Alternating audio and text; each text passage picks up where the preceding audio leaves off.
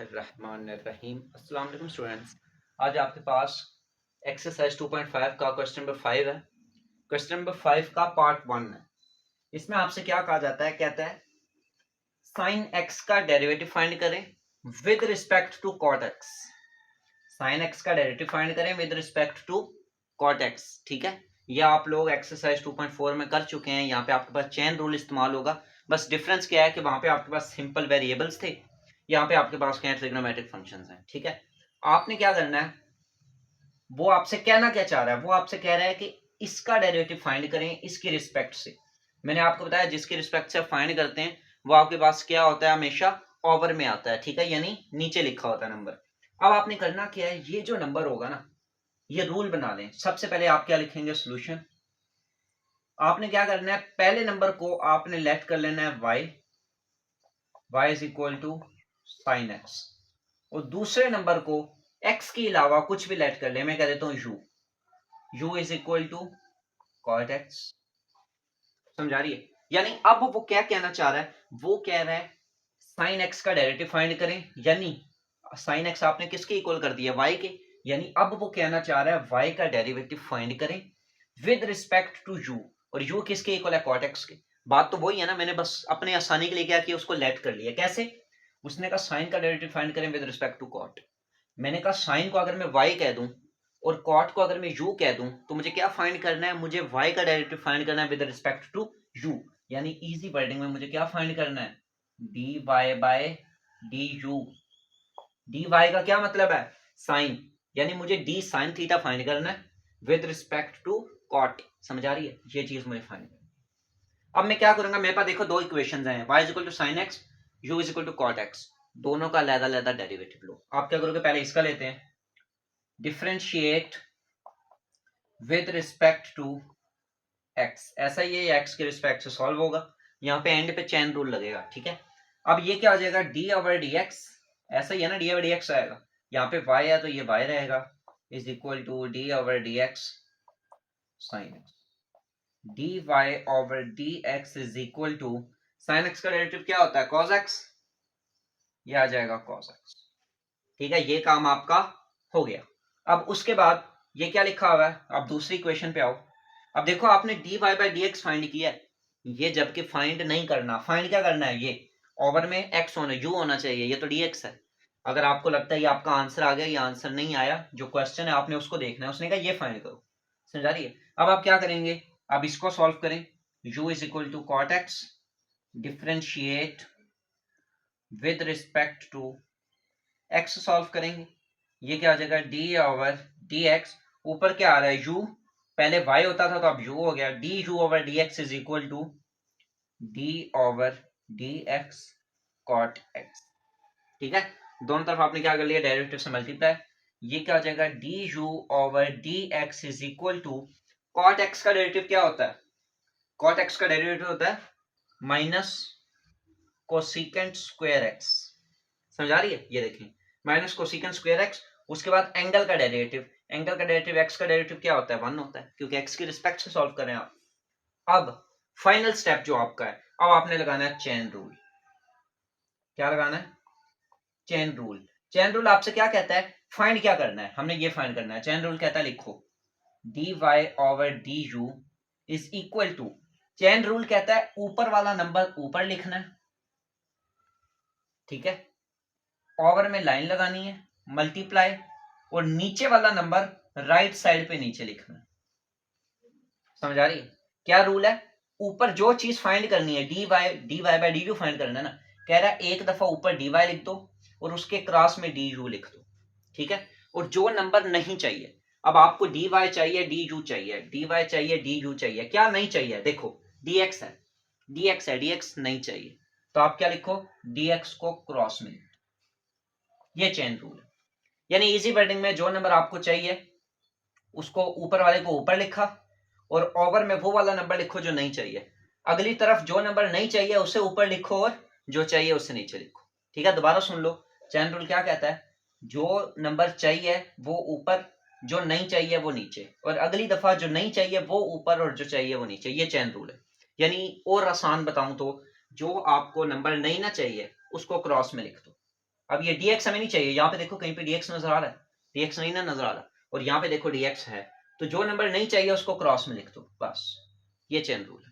अब क्या करो, ये वैल्यूज पुट करो, dy बाई dx की वैल्यू मेरे पास क्या आई है, मेरे पास आई थी cos x, तो मेरे पास dy ओवर du किसके इक्वल आ रहा है, इसकी वैल्यू क्या है cos x, ये देखो ये मैंने वैल्यू लिख दी cos x, multiply by, dot लगा देता हूं यहां, ठीक है, मल्टीप्लाई हो रहा है किससे, dx ओवर du, लेकिन मेरे पास क्या है du ओवर dx, उलट है ना, अगर मुझे dx ओवर du फाइंड करना है तो मैं क्या करूंगा, मैं इसको उलट कर दूंगा, समझ आ रही है, अगर मैं इस नंबर को उलट कर दूं तो ये क्या आ जाएगा 1 over cosecant square x, negative का साइन था तो यहाँ पे नेगेटिव रहेगा, समझ आ रही है, क्योंकि आप देखें ना मेरे पास तो क्या गिवन है du ओवर dx है, लेकिन मुझे तो dx ओवर du चाहिए, यानी इसका उलट चाहिए, देखो ये उलट है, du का उलट मेरे पास है, अगर मैं इसको वापस घुमा दूं तो ये क्या हो जाएगा 1 आवर कोसेकेंट स्क्वायर, समझ आ रही, क्योंकि इसके ओवर में तो 1 है ना, जिसके नीचे कुछ नहीं तो उसके नीचे 1 होता है, dx की वैल्यू 1 है, du की वैल्यू माइनस कोसेकेंट है,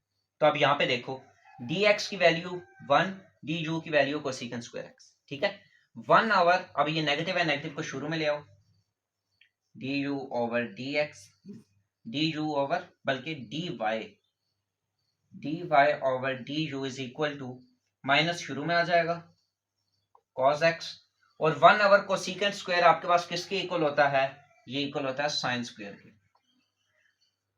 ये आपके पास क्या आ गया डेरिवेटिव आ गया, 1 over cosecant square sine square के इक्वल होता है, sine square x is equal to 1 over cosecant square x, ये आप लोगों ने 10th क्लास में पढ़े होंगे, बल्कि फर्स्ट ईयर में पढ़े होंगे ट्रिग्नोमेट्रिक फंक्शंस, ठीक है, और बहरहाल अगर आप नहीं करना चाहते तो आप इसको बेशक 1 आवर कोसेकेंट पे ही सॉल्व करके छोड़ दो, कोई इशू नहीं है, ठीक है, ये आपके पास था derivative sine x with respect to cot x, ठीक है, अब हम इसका पार्ट नंबर 2 करते हैं।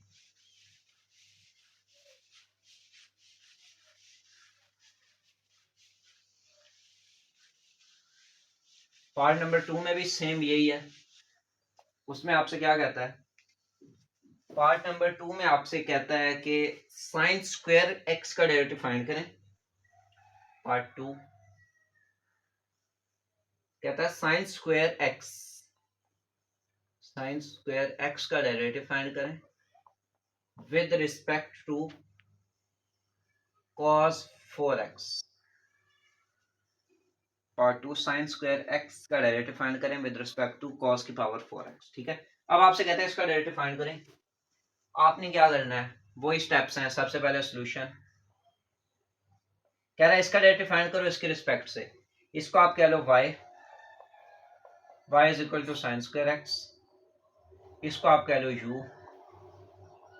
u is equal to cos की पावर 4x, फाइंड क्या करना है dy ओवर du, यानी आपने क्या फाइंड करना है, कह रहा है इसका डेरिवेटिव फाइंड करें इसके रिस्पेक्ट से, इसे आपने y कह लिया तो ऊपर y आ गया, इसे x u कह लिया तो नीचे u आ गया, तो आप साइन का डेरिवेटिव फाइंड करें cos की रिस्पेक्ट से, ठीक है, अब आप क्या करेंगे, पहले इसको सॉल्व करें, differentiate with respect to x, ये क्या हो जाएगा dy over dx is equal to d over dx sine square x, power rule, function के ऊपर पावर है, ठीक है, पावर रूल क्या होगा, पावर स्टार्ट में sine power minus 1 dot base का डेरिवेटिव, समझ आ रही है, ये पावर रूल है, 2 साइन 2 माइनस 1, 1 नहीं आएगा तो 1 हम मेंशन नहीं करते, और साइन एक्स का डेरिवेटिव क्या होता है cos x, समझ आ रही है,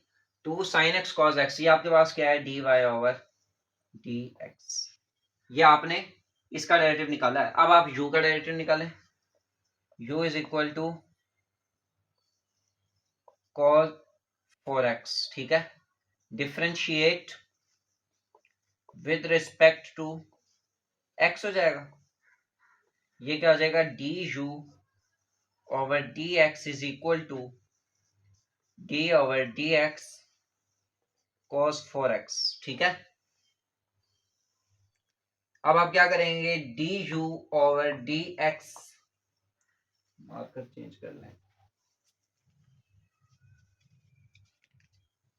यहां पे आप देखें again power rule, cos 4x है, पावर 4 है, 4 स्टार्ट में cos पावर -1, ठीक है। ये ध्यान में रखना है कि पावर जो होती है ना वो आपने एंगल के ऊपर नहीं लगानी होती, पावर जो है वो फंक्शन के ऊपर लगती है, इसलिए मैं फंक्शन के ऊपर लगा रहा हूँ, ठीक है। तो अब ये क्या आ जाएगा आपके पास 4 बेस क्या है cos x है, पावर -1 और उसके बाद बेस का डेरिवेटिव, ठीक है।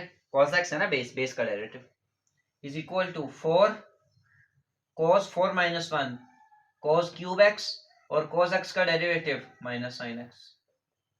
तो ये आपके पास क्या आ जाएगा du over dx is equal to -4 cos cube x sin x, ठीक है। ये माइनस शुरू में आ गया, -4 cube x sin x। Find क्या करना है by chain rule. Chain rule आपसे क्या कहता है, फाइंड करना है dy ओवर du। क्या करोगे, dy ऊपर, dx नहीं चाहिए, देखो dx नजर नहीं आ रहा, उसको रखो क्रॉस में, ठीक है। ये देखो क्रॉस में आ गया और ओवर में du, वैल्यूज पुट करो। dy बाय dx की वैल्यू क्या आई है, dy बाय dx की वैल्यू थी 2 sin x cos x multiply by और dx ओवर du, लेकिन आपके पास क्या है du ओवर dx है, तो इसको उलट कर दो। समझ आ रही है, अब देखो दोबारा समझा रहा हूं, जिसके नीचे कुछ नहीं होता उसके ओवर में 1 है, dx की वैल्यू 1 है, du की वैल्यू -4 है, लेकिन वो कह रहा है dx ऊपर रखो du नीचे रखो। तो आपने क्या करना है, dx की वैल्यू क्या थी 1 ऊपर रखो और 4 cos cube x sin x, ठीक है। नेगेटिव के साथ नेगेटिव आप बेशक ऊपर ही लिख दें, उससे कोई फर्क नहीं पड़ता, ठीक है। अब आप देखें ये 2 इस 2 से कैंसल, sin x से कैंसल, एक cos इससे कैंसल, ऊपर क्या आएगा -1 ओवर में 2 1s are 2 2s are 2 cos square x। ये आप लोगों के पास क्या आ गया dy ओवर du, ठीक है, ये डेरिवेटिव आ गया। बाकी cos स्क्वायर को हम सीकेंट स्क्वायर भी कहते हैं, आप इसको ऐसे भी कह सकते हैं -1/2 सीकेंट स्क्वायर x। समझ आ रही है, 1/2 सीकेंट स्क्वायर लिख दें या आप जो ऊपर लिखा हुआ है उसी को लिखा रहने दें। ये आपके पास क्या आ जाएगा, डेरिवेटिव आ जाएगा किस चीज का, sin square x with respect to cos की पावर 4x, ठीक है। यहाँ पे आपका क्वेश्चन नंबर 5 जो है वो एंड हो जाता है।